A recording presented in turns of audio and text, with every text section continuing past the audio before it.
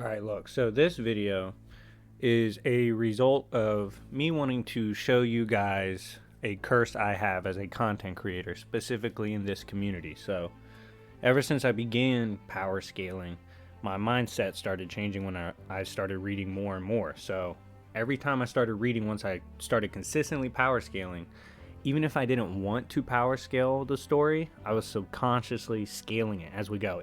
Anything in life at this point, at this stage in my, creative career, I think of everything in scaling terms on accident. It's absurd. That's why you've seen random videos like animal versus battle on my channel and stuff. But anyways, I'm going to show you guys one of the results of my crazy reading expeditions, which is I realized there is a legitimate chance Nightwing, heir to Batman, DC Comics, one of the most beloved street tier characters in the history of comic books, there's a good chance he would not survive Yancy Street in Marvel Comics because of the Yancy Street Gang. So this is going to be one of those rare versus battles where I'm simply going to lay out the case for the Yancy Street Gang because pretty much no one knows about them, and almost everyone knows about Nightwing. He almost scales to Batman. So you can keep that in the back of your mind. I'm going to give you the case for the Yancy Street Gang and just how rough this hood is. And you guys tell me in the comment section what you think would happen to Nightwing if he popped up here late at night. Alright, so let's go over some of the things they've done specifically in the Fantastic Four appearances. That run starting in 1961, we saw the birth of the Yancy Street Gang lore. This lore is actually made to kind of accompany the backstory of Ben Grimm, aka The Thing, who's one of my favorite characters in comics. Now, Fantastic Four issue 15, we see the Yancy Street Gang officially debut, and they started trolling Thing. They started making fun of him, throwing stuff at him. They even nailed him from across the street from another building. Clearly, they're like the other Marvel humans where they're built different. Thing needed weapons to contend with the gang.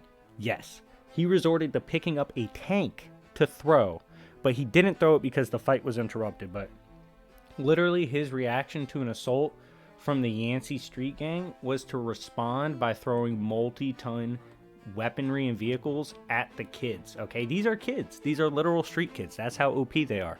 Thing has to consistently think like this, and you'll see why. In Fantastic Four, issue 20, the Fantastic Four basically ran into Molecule Man, and they had to scrap him. I don't know if you guys know who Molecule Man is. For the casual viewer, Molecule Man is a high-tier reality warper, and because he reality warps, it's really hard to deal with him.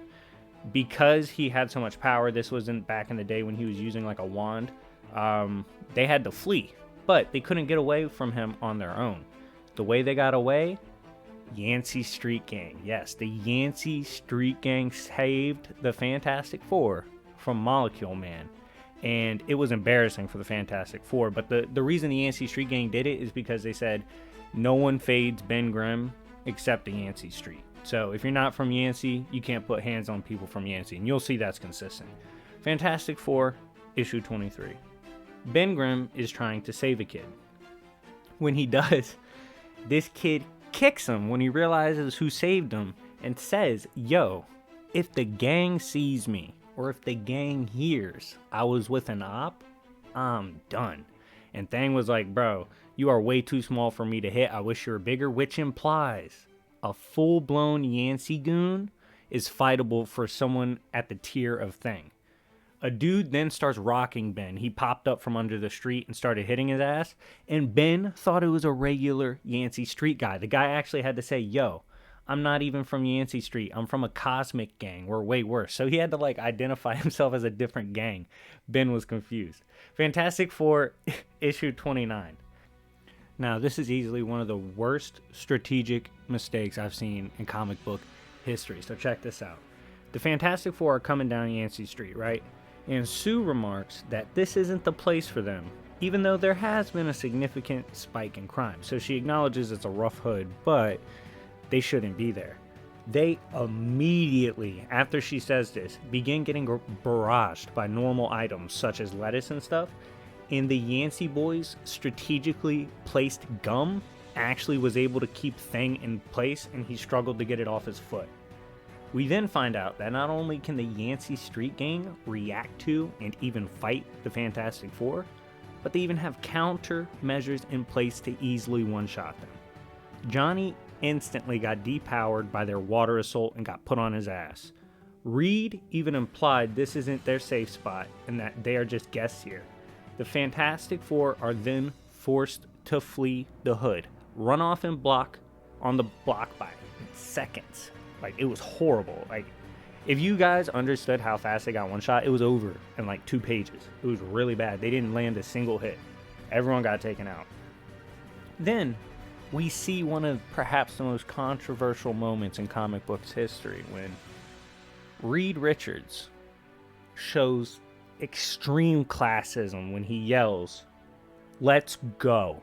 The natives are too restless today." Big if true. Moving on. Does this cancel Reed? Y'all let me know. Anyways, at this point, the Fantastic Four speculate that there is a higher... This is so stupid. That there is a higher power orchestrating the acts of the Yancy Street Gang. Perhaps an old foe like Dr. Doom. The fact that they think it's this deep with the Yancy Street Gang just shows how crazy they are. Now, Fantastic Four issue 68. Pissed off Johnny Storm can't blast a member named Blackie who says, "Yo, imagine needing powers to fight me when I'm literally unarmed." I thought that was hilarious because it's kind of true. He wasn't armed. He was just talking trash, and Johnny resorted to using his fire powers. Still didn't get him, and the dude's like, "Yo, fight me like a man." So I was like, big facts. Anyways, they pick on Ben Grimm later and say, since at this moment Ben's going through depression and he won't do anything, they say since he won't fight back, that it is a literal insult to the hood that someone didn't fight back. So, to them, one of the biggest disgraces you could possibly have is not fighting back, which is hilarious. Fantastic Four issue 300. The gang sees Johnny depressed, right? Absolutely depressed. And they make fun of him for it. They laugh at how bad he is. They talk about Ben Grimm, how bad he is. They always call them bums, and they take every opportunity to start stuff. They then go on to enrage the Thing to attack. And this is a very high tier speed feat. When the Thing goes to attack them after they hit him, they casually left dummies in the place of where they were standing to clown him. So by the time he reacted, they were gone, and in the place of them were dummies. It was ridiculous. The gang wasn't even trying to do any harm to Ben. They actually verbatim come out and say, "Yo, it's a good thing we didn't actually hurt him. We were just trolling him." They needed Ben back at 100% to make sure that it's a legitimate contest with their ops. Now, Fantastic Four issue 355. Ben says Yancy Street's one of the worst places you could possibly live and grow up in. The kids say it's on-site harassment when Ben steps on their block. So if they see Ben Grimm in particular, there's no hope for him. He's getting harassed. Ben Grimm, this was incredible because I'm a Ben fan. It's revealed he used to be the leader of the Yancy Street Gang. That is why he's hated now. Ben left the hood. Ben made it out the hood. I'll explain why that's so important later, but even if that wasn't the case, the fact that he's not in the gang anymore is big disrespect. You don't leave the Yancy gang. Ben, after meeting some people that lived where he used to live, realizes that if you are from Yancy Street, for better or worse, you're built different, dog. And he was right. Ben's also revealed by a little boy who was dying named Javier that he was the only one to ever make it off Yancy Street. So Javier literally said, "Ben, you were my inspiration because you made it. Nobody has ever made it from Yancy Street. You're the first to do it." So literally, this is one of the worst hoods in the comics, man. No one makes it except unless you're built like Ben Grimm. The Yancy Street Gang also, this is actually very big and fantastic, pun intended, part of history. The Yancy Street Gang inspired the Fantastic Four logo. So Ben Grimm designed the original logo for the gang, and you can tell it's quite obvious the Fantastic Four sign came from it. It's pretty cool. Fantastic Four issue 361. Even regular members can tag then evade Ben Grimm, who stated he would pulverize them if he got an opportunity to get his hands on them, which means he's literally trying to hurt them. So anytime they evade him or fight him, it's a legit feat. We then meet the new generation of the Yancy Street Gang. This is quite different from the old generation because this is an intellectual bunch, and they immediately look down upon Ben specifically for his lack of intelligence. It's hilarious. The way they talk is just ridiculous.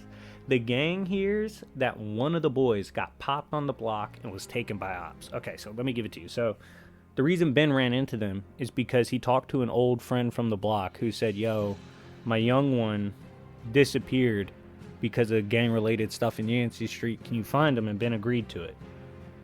That boy was associated with the Yancy boys. So the fact that someone touched their block, they're like, no, we got to ride on him. And so they pulled off immediately, right? Ben said where the boy was. They pulled off. They're like, yeah, we're jumping him. Ben was like, yo, what about me? And they're like, you can try to keep up, but there's no guarantee you will. So they were legit saying, yo, you might not even get any hits in, son. We might do all the work, which is crazy. Thing then implies they are like supernaturally smart, and he is shocked how they easily break into secured locations. They simply reply that they might be the new blood, but blood in, blood out, that principle is forever, baby. They're still gangbangers no matter how smart they get. If you come to Yancy and you try something, you have to fight all of the Yancy Street Gang, and you might end up fighting the whole block. It's ridiculous. The Yancy Gang, keep up with Thing as the gang attacks robots. Not just any robots, guys. Doombots. Yes, these little thugs are scrapping Doombots. Not only are they scrapping them, they were made aware it was Doombots. Not only that, they see Dr. Doom pop up, pissed off, right? Ben tells the boys, yo, y'all gotta get out of here. Dr. Doom's here. The little tiny one of the group, he's probably no more than 10, looks and says, our colors don't run. Bitch, let's go. Alright, so you're already emotionally involved, I can tell, because this is one of the greatest stories of all time. And yeah, that little boy was about it. He said, our colors don't run, fam. We're fighting. When Ben gets attacked by Dr. Doom, the gang tags Dr. Doom with scrap metal so that he stops his assault. They then tell him Ben might have left the hood, but the hood won't abandon him, you know? Like, that's the principle behind their gang. For better or worse, they do have a decent moral code where they got to back him up. Just because he's one of them, no matter what, he's always going to be one of them.